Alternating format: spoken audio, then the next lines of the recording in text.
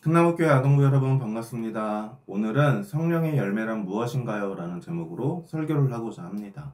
우리는 지난 2주 동안 성령님이 어떤 분이신지 함께 배웠어요.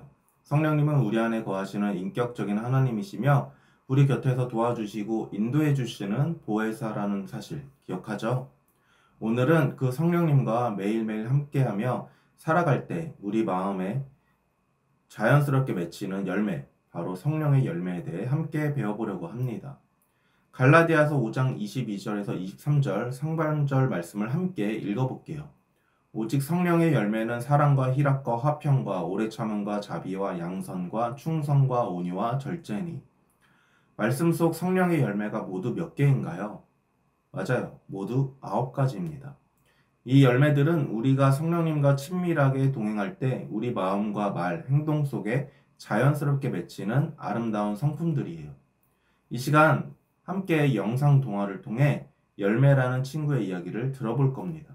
성령님과 동행하는 삶을 살기 위해 노력하는 열매의 삶 속에 변화가 생기기 시작했다고 해요. 어떤 변화인지 함께 영상을 통해 알아보도록 하겠습니다.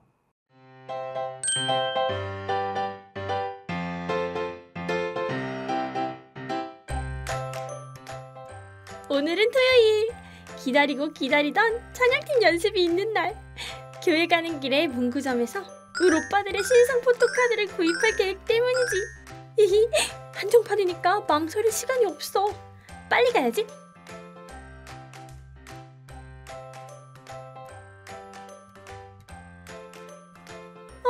오늘따라 얘까지 왜 이럴까? 내가 오늘을 얼마나 기다렸는데. 안 돼. 동생을 데려가면 분명 자기도 장난감 사달라고 조를 테고, 그러다 보면 교회 연습 시간에 늦을지도 몰라. 동생한테는 미안하지만 오늘만큼은 안 돼.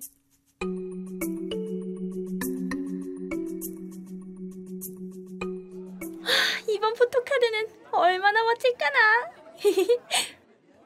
할머니다. 이렇게 추운 날씨에 여기서 장사를 하시네.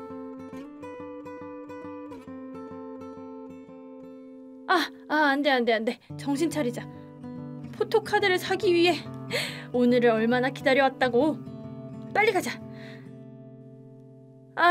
그래도 오늘은 날씨가 너무 춥잖아. 할머니께서 밖에 더 오래 계시면 안 될 텐데. 내가 저 채소를 다 사드리면 할머니께서 집에 가서 쉬실 수 있겠지? 갑자기 돌아가신 외할머니도 생각나고 마음이 왜 이렇게 뭉클한 거야. 그래, 포토카드는 나중에라도 살 수 있어. 일단 할머니가 편찮으시면 안 되니까 채소를 사자.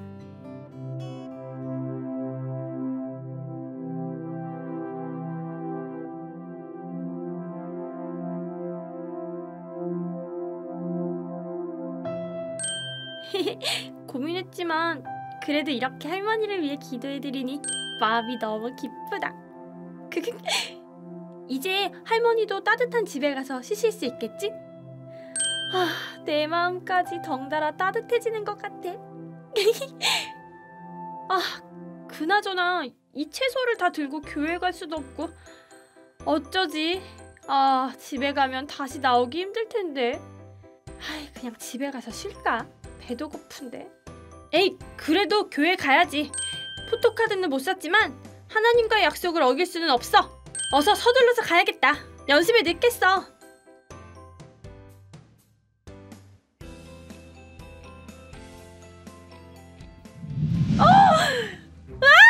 이게 뭐야? 야, 나의 오빠들이 왜 문구점에 데려가지 않았다고 이렇게 복수하냐? 너 이리 와. 가만두지 않을 거야, 너.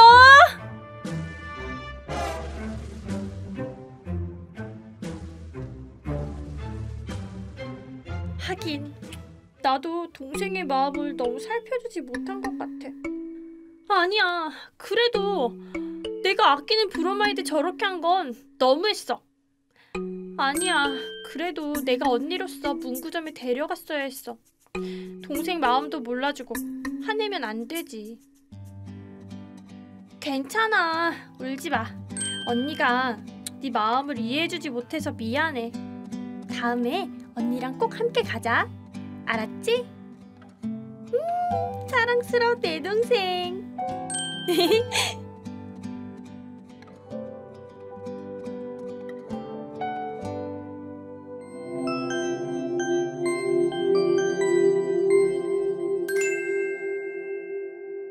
여러분 영상 잘 보았나요?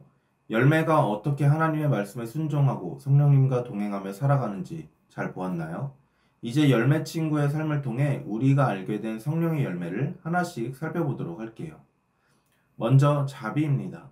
추운 날씨에 육교 위에서 채소를 파시는 할머니가 감기에 걸리실까봐 걱정하는 마음이 들었어요.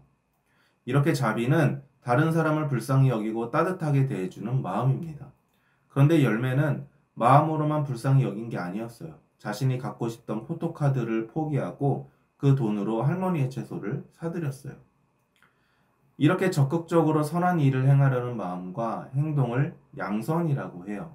그리고 이렇게 선한 행동을 하고 나니 열매의 마음에는 따뜻하고 기쁜 마음이 생겼죠. 이것을 바로 희락이라고 합니다. 희락은 하나님이 함께 하실 때 우리 마음 깊은 곳에서 솟아나는 기쁨이에요. 하지만 포토카드를 사지 못한 아쉬움도 있었죠. 그런데 놀랍게도 곧 열매의 마음은 평안해졌어요. 이것이 바로 화평입니다. 화평은 마음이 조용하고 편안하며 다른 사람과도 싸우지 않고 잘 지내는 평화로운 마음이에요. 그 후 교회로 가야 하는데 무거운 채소를 들고 가야 한다는 생각에 열매는 집으로 돌아가고 싶었어요. 그런데 열매는 그런 마음을 잘 참고 교회로 향했습니다. 이게 바로 절제예요. 절제는 자신의 감정이나 욕심을 잘 조절하는 마음입니다. 그리고 열매는 하나님과 약속을 생각하며 찬양팀 연습에 끝까지 빠지지 않고 참석했어요. 이 모습은 바로 충성이라고 볼 수 있어요. 충성은 하나님을 향한 변함없는 마음으로 하나님께서 맡기신 일을 책임감 있게 끝까지 해내는 태도예요. 찬양팀 연습을 마치고 집으로 돌아온 열매는 동생이 자신이 아끼는 연예인 포스터에 낙서한 것을 보고 깜짝 놀랐어요. 화가 날 만한 상황이었지만 열매는 화내지 않고 마음을 꾹 참았죠. 열매의 이런 모습이 오래 참음의 모습입니다. 짜증나고 힘든 일이 있어도 화내지 않고 참을 수 있는 마음이에요. 그리고 열매는 동생에게 부드럽게 괜찮아 라고 말하며 안아주었어요. 이렇게 겸손한 자세로 다른 사람을 부드럽고 따뜻하게 대하며 평화를 이루려는 마음을 바로 온유라고 합니다. 성령의 열매 중에서 가장 중요한 것은 사랑이에요. 사랑은 하나님과 친구를 매우 아끼고 귀중히 여기는 마음으로 희락, 화평, 자비, 양선, 절제 같은 다른 열매들도 사실 이 사랑에서 시작됩니다. 사랑이 있으면 기쁨이 생기고 친구와도 잘 지낼 수 있고 쉽게 화도 내지 않게 되죠. 이렇게 열매 이야기를 통해 우리는 성령의 9가지 열매가 어떤 것인지 그리고 성령의 열매가 맺히면 어떤 삶을 살아가게 되는지 함께 살펴보았어요. 성령의 열매는 우리가 억지로 열심히 노력해서 만들어내는 것이 아니라 성령님께서 우리 안에서 역사하실 때 자연스럽게 나타나는 모습입니다. 바울은 9가지 성령의 열매가 하나님과 동행하는 사람의 특징이자 하나님을 기쁘시게 해드리는 삶의 모습이라고 알려주었어요. 모든 하나님의 자녀에게 나타나야 하는 모습인 거죠. 그렇다면 이런 열매들이 우리 삶에 맺히려면 어떻게 해야 할까요? 이 질문에 대한 답이 오늘 말씀에 있습니다. 요한복음 15장 5절을 보면 나는 포도나무여 너희는 가지라 그가 내 안에 내가 그 안에 거하면 사람이 열매를 많이 맺나니 나를 떠나서는 너희가 아무것도 할 수 없음이라. 예수님께서는 자신을 찬 포도나무라고 하시며 우리가 예수님과 연결되어 있을 때만 참된 열매를 맺을 수 있다고 말씀하셨어요. 착한 일을 많이 해서 양선의 열매를 맺는 게 아니라는 것이죠. 사과나무에 붙어 있어야 사과가 열리고 포도나무에 붙어 있어야 영양을 공급받고 열매를 맺을 수 있는 것처럼 우리가 예수님과 늘 연결되어 관계를 유지할 때 성령의 열매가 자연스럽게 맺히게 됩니다. 예수님께 붙어있는 삶이란 날마다 예수님과 교제하며 그분의 말씀을 믿고 순종하는 삶을 말해요. 기도하고 성경을 읽으며 하나님의 뜻에 귀를 기울이고 일상에서 그 가르침대로 살아가는 것이 예수님께 붙어있는 모습이죠. 이렇게 예수님과 친하게 지내고 말씀에 순종하고 성령님을 의지할 때 우리 마음속에 자연스럽게 열매가 하나씩 맺히게 되는 겁니다. 혹시 열매를 맺지 않아도 큰 문제가 되지 않는다고 생각하는 친구가 있나요? 그렇지 않아요. 하나님은 마지막 날 열매를 맺지 못한 가지는 제거해버린다고 하시며 열매 맺는 삶의 중요성을 말씀하셨어요. 또 가지가 나무에서 떨어지면 영양분을 받을 수 없어 말라버리듯 우리가 예수님과 떨어지게 되면 영적으로 죽을 수밖에 없습니다. 그래서 예수님은 자기를 떠나서는 우리가 아무것도 할 수 없다고 말씀하셨어요. 예수님은 우리가 하나님의 말씀을 마음에 새기고 그 말씀대로 순종하며 살아갈 때 우리가 예수님 안에 거하게 된다고 말씀하셨어요. 예수님 안에 거한다는 건 우리가 예수님과 연결되어 있을 때 성령님이 우리 안에서 역사하시고 우리를 변화시켜 선한 열매를 맺게 되는 거예요. 그런 삶에는 기쁨이 넘치고 성령의 열매, 사랑, 희락, 화평, 인내, 자비, 양선, 충성, 온유, 절제가 하나둘씩 맺히게 됩니다. 물론 말씀대로 사는 건 결코 쉬운 일이 아니에요. 그래서 우리에게는 기도가 필요해요. 이렇게 기도하는 거예요. 하나님, 오늘도 하나님의 뜻대로 살 수 있도록 도와주세요. 예수님처럼 말하고 생각하고 행동하게 해주세요. 이렇게 기도하며 성령님을 의지할 때 하나님께서 우리의 마음을 지켜주시고 힘을 주십니다. 이번 한 주간 하나님이 나에게 무엇을 말씀하시는지 귀 기울여보고 말씀에 순종하는 어린이가 되어보세요. 예수님을 의지하며 하루하루 살아갈 때 우리의 삶이 하나님을 기쁘시게 하는 아름다운 열매로 가득 채워질 거예요. 그런 성령의 열매를 맺는 여러분이 되기를 축복합니다. 기도하겠습니다.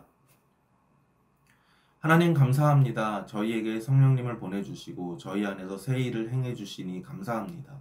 저희 힘으로 할 수 없는 것들 성령님을 통해 가능케 하시니 감사합니다. 날마다 예수님께 붙어서 많은 열매를 맺는 성령의 사람이 되게 해주세요. 예수님은 포도나무 되시고 저희는 가지라고 했습니다. 성령의 열매를 저희가 맺는 게 아닌 하나님이 맺게끔 해주시는 것입니다. 기도로 말씀으로 삶에서 늘 예수님을 하나님을 가까이 하여 많은 열매 맺는 가지가 되게 해주세요. 함께 하심에 감사드리며 예수님의 이름으로 기도합니다. 아멘.